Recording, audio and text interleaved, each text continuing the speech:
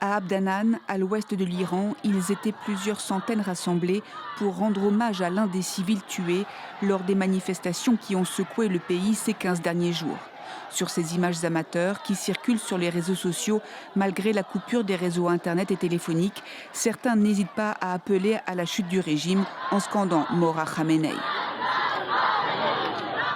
Pendant ce temps, ailleurs dans le pays, des funérailles militaires sont organisées par le régime et relayées par la télévision d'État, comme ici à Urmia, pour des membres des forces des gardiens de la Révolution.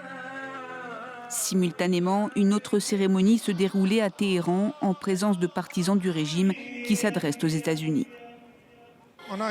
Ils ne convoitent que notre pétrole et nos ressources énergétiques. Ils n'ont aucune compassion pour le peuple iranien.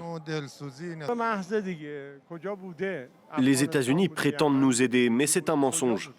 Partout où ils vont, ils sèment le chaos.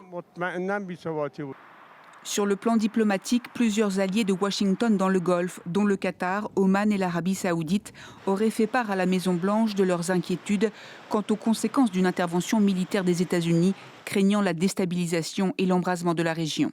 Cette semaine, après avoir annoncé qu'une aide au peuple iranien était en route, Donald Trump a changé de ton, affirmant que les exécutions et les meurtres de manifestants avaient cessé. Mais le représentant américain aux Nations Unies n'exclut pas une intervention américaine à ce stade.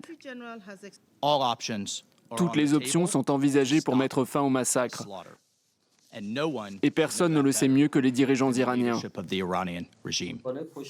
Le régime iranien a diffusé en milieu de semaine ces images de propagande montrant le chef du pouvoir judiciaire interrogeant des manifestants procédant à des aveux forcés, dans un contexte de répression sanglante contre le mouvement populaire d'opposition au régime.